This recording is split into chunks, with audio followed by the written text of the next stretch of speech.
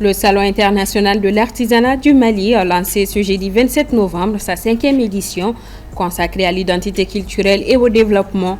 L'événement met à l'honneur le savoir-faire local, crée des opportunités économiques et favorise la transmission du patrimoine. La cité des 333 voit dans la biennale artistique et culturelle une occasion de revitaliser son image et de relancer ses activités culturelles et touristiques. L'événement pourrait ainsi contribuer à redynamiser l'économie locale. En sport, la Ligue 1 Pro publie les affiches de la 2e journée, tandis que les clubs maliens se préparent pour leur match de compétition africaine prévu ce dimanche. Dernier vendredi du mois de novembre 2025. Mesdames et messieurs, bonsoir. Bienvenue aux informations. Le Salon international de l'artisanat du Mali a ouvert les portes de sa 5e édition ce jeudi 27 novembre, placé sous les signes de l'identité culturelle et du développement. Entre valorisation du savoir-faire local, opportunités économiques et transmission du patrimoine, l'événement réunit artisans, institutions et visiteurs. Djeneba Samaki. L'artisanat joue un rôle important dans la vie socio-économique et culturelle du Mali. Il contribue à hauteur de 24,2% du PIB et emploie plus de 40% de la population active. Ce 27 novembre marque le lancement officiel du Salon international de l'artisanat du Mali, un rendez-vous majeur qui met en lumière la créativité locale autour du thème artisanat, facteur de développement et de sauvegarde de notre identité culturelle. Ce thème permettra aux professionnels de l'artisanat présents à ce salon, entre autres, de formuler des recommandations dont la mise en œuvre permettra d'optimiser la contribution de l'artisanat au développement de nos États. Au cours de ce salon, il est attendu la découverte des talents cachés et des savoir-faire des artisans de 15 pays présents dans les 9 pavillons pour 540 stands climatisés et 114 stands pour la restauration et les stands bâtis. Le SIAMA se veut un espace de promotion du consommé local, un cadre d'échange et de compétitivité pour les artisans du Mali et de l'Afrique. Ces objectifs sont entre autres stimuler la créativité et l'innovation chez les artisans, promouvoir l'émergence des jeunes talents, susciter et encourager la consommation locale des produits artisanaux, et valoriser notre identité culturelle.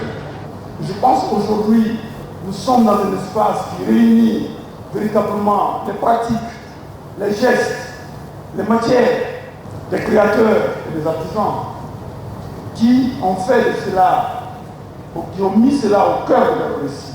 L'artisanat représente aussi un levier économique important. Pendant plusieurs jours, des centaines d'artisans exposent leur savoir-faire. Nous avons les produits de textile et habillement. Nous avons amené de la maroquinerie aussi. Et on a de la guinerie, de la bijouterie, vous voyez. Mon attente des Maliens, c'est de venir visiter, voir les génies créateurs des Nigériens. Nous présentons ici des babouches, des sandales faites à base de raffia. Tout est fait à la main avec les produits du terroir. Nous avons récupéré les fibres de bois que nous avons transformées afin que nous puissions porter nous-mêmes ce que nous fabriquons. C'est ça l'Afrique d'aujourd'hui. C'est dans ce sens-là que nous voulons travailler. La tenue régulière de cet événement biennal contribuera à relever les défis auxquels le secteur de l'artisanat est confronté. Longtemps affaiblie par les crises, la cité des 333 entrevoit avec la biennale artistique et culturelle une occasion unique de raviver son image et de relancer ses activités économiques les plus emblématiques, la culture et le tourisme. Au-delà de sa portée symbolique, l'événement ouvre la voie à une possible dynamique de relance touristique et de déploiement économique local. Aminata Keita et Assetou Bouari nous en donnent des éléments d'analyse.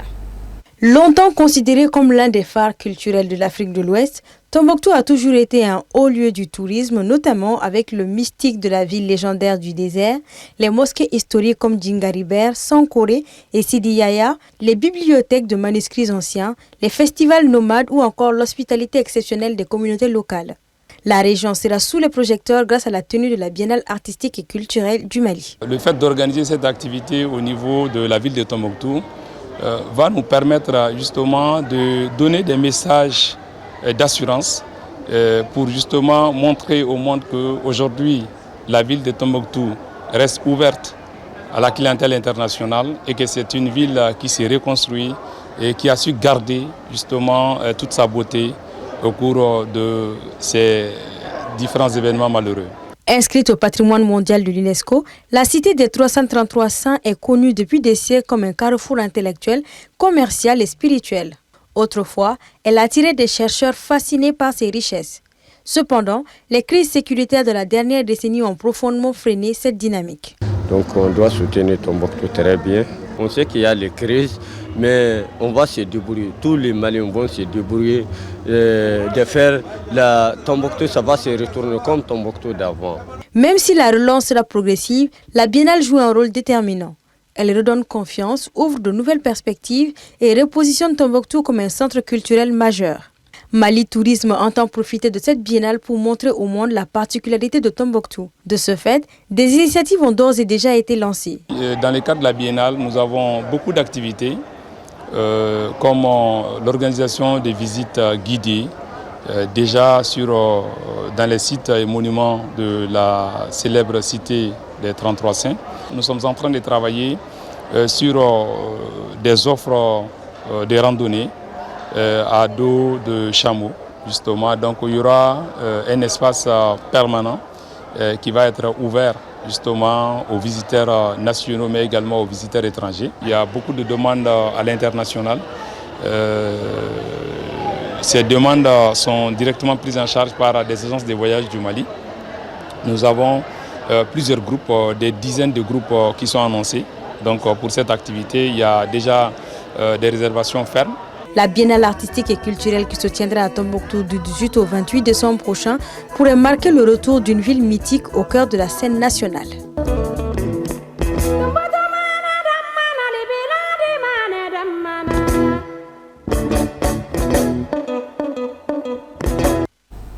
Au Mali, la crise de carburant sévit différemment selon les régions. À Ségou, une légère amélioration est constatée, tandis qu'à Mopti, la situation continue de se dégrader, affectant même l'accès à l'électricité et aux services de santé. Moussa Traoré. À Ségou, les habitants observent un début d'amélioration. La circulation reprend progressivement et certains usagers disent retrouver un rythme plus habituel. Des rumeurs évoquent l'arrivée de nouvelles citernes, mais pour l'instant, seul le dernier convoi arrivé mardi dernier a été confirmé. Depuis, aucun autre approvisionnement n'a été annoncé, laissant la population dans l'attente. On peut constater l'amélioration de la situation du carburant au niveau de Ségou, de Pelengana, de Sébougou et voire même des villages environnants à travers le trafic, la circulation, de la mobilité de façon générale. Donc aujourd'hui, la circulation est vraiment dense. Aujourd'hui, la vie semble reprendre son cours normal à Ségou. Et ça, c'est un témoignage vivant, ça c'est une évidence, c'est un constat donc qu'on peut faire en parcourant vraiment la ville. Chaque jour, des rumeurs annoncent l'arrivée des convois de Stern en direction de Ségou. Et ça, c'est une réalité. Maintenant, aujourd'hui, nous sommes le vendredi 28 et je n'ai pas connaissance d'une information de ce genre.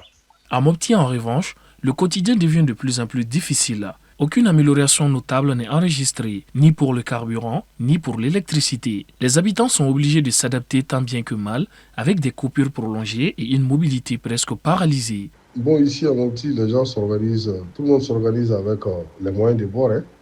Avec ce que tu as, tu t'organises en fonction de ça, pour pouvoir en tout cas assurer tes déplacements et aller au travail. Ce n'est pas facile.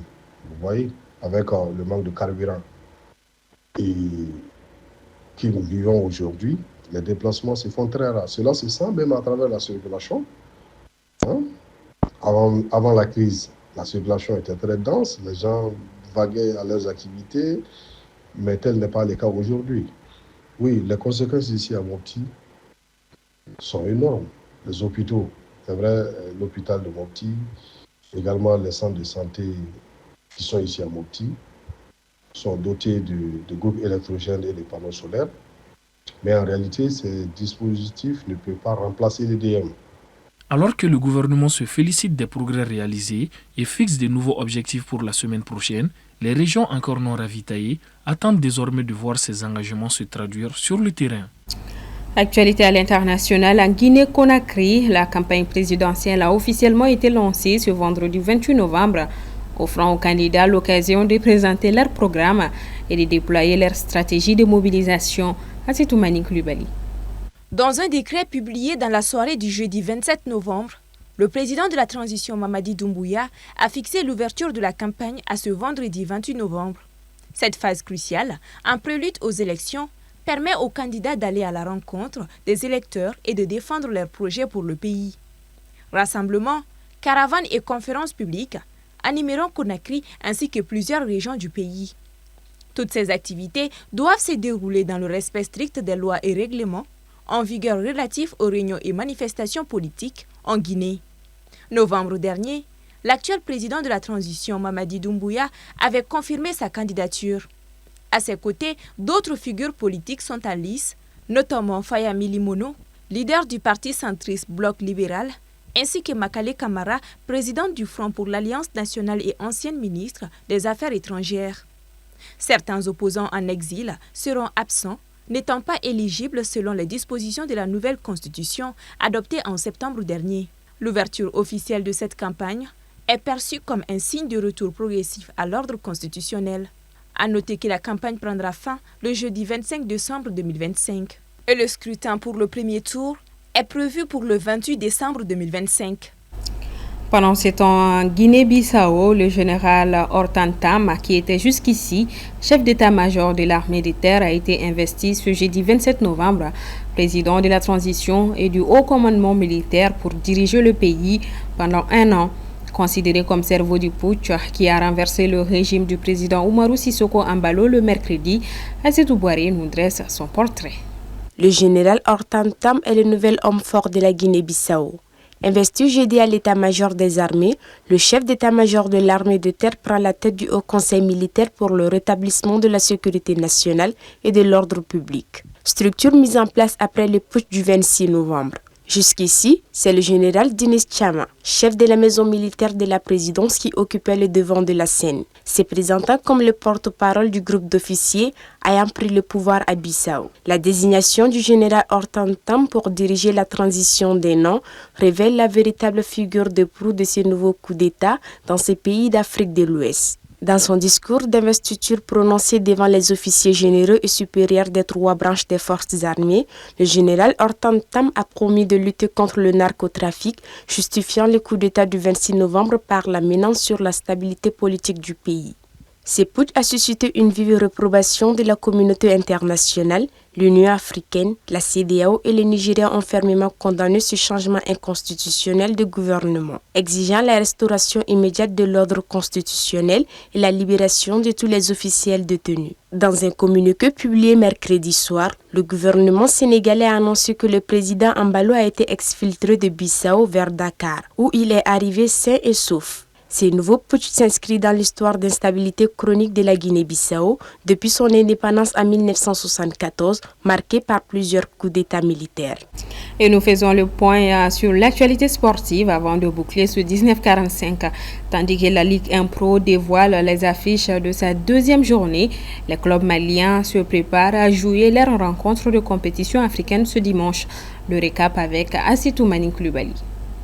En Ligue 1 Pro, le programme de la 10e journée est désormais connu. Après la première journée bouclée le 22 novembre, les rencontres de la 2e journée ont débuté ce vendredi 28 novembre avec 2 matchs au programme. Demain samedi, 3 affiches sont prévues, dont celle de l'AS Real, opposée aux 11 créateurs. L'US Bougouba affrontera la Fée, tandis que l'US Bougouni sera face au FC Djara. Le Stade malien et le Djoliba AC, engagés en compétition CAF, joueront leur match de championnat en décembre. Passons justement aux compétitions africaines. En Coupe de la Confédération CAF, pour la première journée de la phase de poule, le Djoliba AC s'est incliné le 23 novembre à domicile face à l'Olympique Club de Safi du Maroc, battu 1-0. Pour leur prochaine sortie, les Rouges se rendront en Côte d'Ivoire où ils seront opposés au FC San Pedro dimanche 30 novembre. En Ligue des compétitions CAF, le Stade malien a obtenu un match nul et vierge face à l'Espérance de Tunis lors de la première journée. Les Blancs de Bamako recevront ensuite le Simba SC de Tanzanie le dimanche 30 novembre. Et puis, sur un tout autre plan, la Coupe du Monde U17 Qatar 2025 s'est achevée ce jeudi 27 novembre. Le Portugal est sacré champion pour la première fois de son histoire en s'imposant 1-0 face à l'Autriche. En Coupe du Monde senior, la fédération iranienne a décidé ce vendredi 28 novembre de boycotter les tirages au sort du Mondial 2026 prévu le 5 décembre à Washington. Cette décision est justifiée par le refus des visas américains à la délégation iranienne.